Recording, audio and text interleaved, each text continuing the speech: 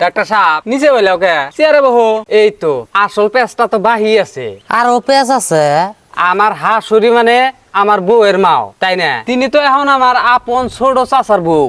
এই তোর চাচা তোর শাশুড়িক বিয়া করছে, তাতে আমার কি? আমাক ছাইরা দেছেন ভাই। আরে স্যার বুঝেন না কে, আমার হাসুরি আমার চাচি, কিন্তু তিনি তো আমার বউয়েরও মাও।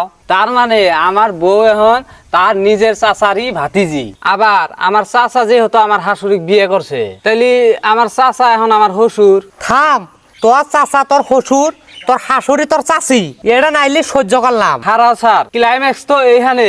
আমার চাচার ঘরে এখন একটা মেয়া হয়েছে। ওই মেয়েটা তো আমার চাচার মেয়া, ওই হিসেবে আমার বোন, কিন্তু ও তো আমার হাসুরিরও মেয়া। তাইলে ও আমার বউয়ের বোন, মানে আমার হালি। হ, তাতে সমস্যা কি? সমস্যা হইলো আমার বোন যদি আমার হালি হয়, আমার হাসুরি যদি আমার চাচি হয়, তাইলে আমার বউ হইলো আমার চাচাতো বোন।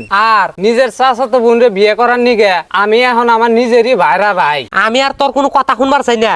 তুই তোর নিজের ভাইরা ভাই, তুই তোর নিজের নানা, তুই তোর নিজেরই তামো, তুই আসলে একটা মানুষ নামের ভাইরাস।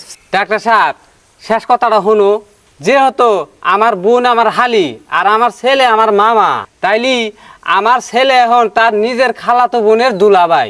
এই নার্স, কোনে গেলা? ফস করে আহো, আমার দিকে একটা সাদা কাপড় নিয়ে আহো। এই রুগী জীবিত থাকতি আমি নিজেই শহীদ হয়ে গেলাম। আমার কবরের মধ্যে লিখে দিও অঙ্কের বারে মৃত্যু, এক অবাগা ডাক্তার। আরে স্যার হতাশ হইল কে?